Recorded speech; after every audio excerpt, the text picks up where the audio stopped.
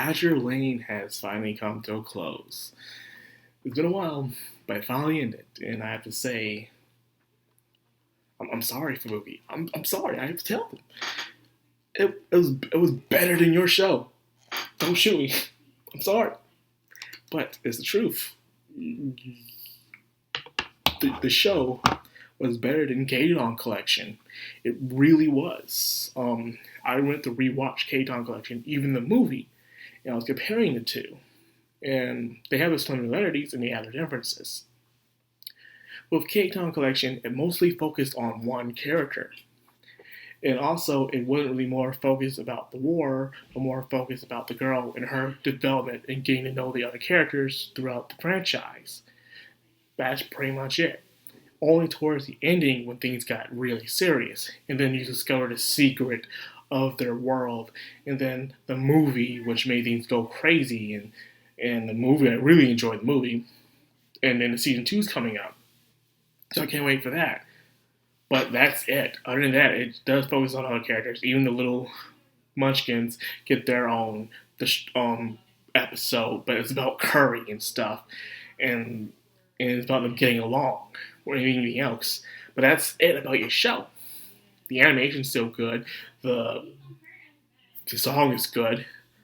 Don't get me wrong, you always have that, and always a special place in my heart, but that's it for Mookie. That's all you got. With Azure Lane, you have that philosophy, you have that conflict, you have that perspective and culture of different sides. You have 4 sides up here. You have Eagle Union, you have the Royal Navy, you have the Iron Blood Fleet, you had Sakura Empire, and others as well.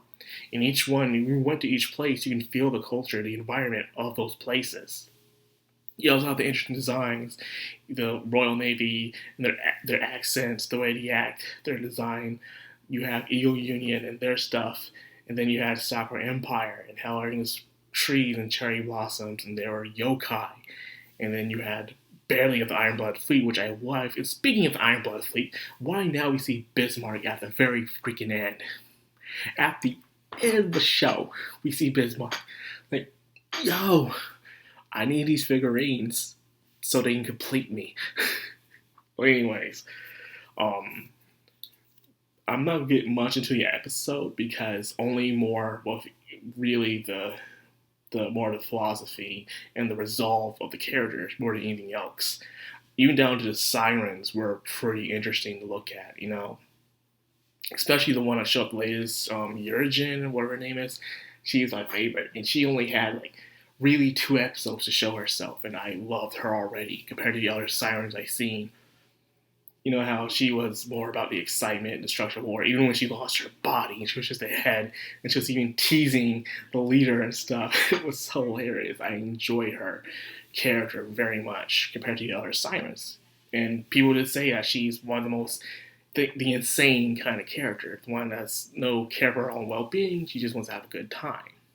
So I enjoy that character very much. Now, we also have Ayanami and Enterprise both fighting the resolve. Ayanami realizing the importance of they're not having enemies. They don't have to be enemies. They can work together to solve the bigger picture. And while Enterprise's conflict was her fear of the ocean and the turmoil of knowing what's going to happen in the future, of how war never changes. I mostly get this thing from Fallout a lot. But Fallout never really came up with an answer, just war never changes, and that is the truth. No matter what area you're in. It may look different, but it's still the same. But at the end, she found her resolve saying, yes, war may never change, so that is why we must change ourselves. Find a way to make a war where less people are killed, less conflict, some way. Because she accepted the fact that we'll always be in conflict with each other. Even when we have a truce, an alliance for a little while, sooner or later that alliance will break, like all things. Nothing stays forever. And because of that, we'll always have our differences. And speaking of Enterprise, one of you also told me that the Japanese voice actor of 2B from Nier Automata also voiced her as well. So I was hinting a lot of Nier stuff at this, saying what if humanity is gone, so they create these ships that have these kind of artificial intelligence, so they have the will of humanity within them. And I was like, wow. And also, some people wondering, why is it always girls as the ships and stuff? Well, first of all, it's a girl thing. Cute girls and cute things. But also, most mechanical vehicles were always named after girls. Ships, boats, cars, planes, all of them were always females. That's why they're all females. And men were mostly the ones writing them. So they want to say, hey, I'm writing a guy. It's fucking weird. Like, no, I'm writing a female. And that's just how it is back then. And even now, you mostly name your vehicles after females. So it only meant the right for the ship to be a female. The way they always say, she's a beauty, no one hurts baby. They're females. So anyway, got that point out the way. Like I said, the conflicts and the other characters, it showed other characters' perspectives on the war itself. Some were fighting for peace, some were planning to end the war, some were afraid of war. We had all of these perspectives, all these ideals colliding together, and oh my god, they need to be quiet. Well, anyways, this was definitely better in a way. The animation wasn't always part on, at that, even the art itself. But, big but, it was still good nonetheless. I enjoyed it. More than K-Ton Collection. So, is this the end? I hope not. They didn't do that K-Ton Collection thing where they showed a little surprise at the end of season 1. But I would love to see a season 2 or a movie of this because this was really good. I still have yet to play the PS4 game. They say the app game is better than K-Ton Collection itself. So I hope to give it a try. If they have it out for PC, I will play it. But I am going to try the PS4 game sooner or later. So anyways, what else I can add on? Also the conflict with Akagi and Kaga, how she was being totally possessed. They're both in their desperate spots, unable to truly move on from the past. Their passion was being manipulated by the Orochi itself to make a war. It's funny, and the person that Enterprise kept seeing was a manifestation of humanity, same as Orochi. There's both all sides of humanity. Some seek peace, some seek destruction. Some will use destruction as a justifiable means for peace, and some will see it as wrong. And everyone has their own ideals, whether they may be good or bad, which I did enjoy about this. That's one of the main things I got from Azur Lane is the clash of ideals and culture. We're having it right now. They're so busy fighting amongst each other to see what's the best way for peace, but not realizing the true goal the entire time was to protect the Earth from the sirens. Not all this BS about who's right and wrong, but what you've been doing is coming together as a unit to fight against the tyranny that's above you, right there in front of you.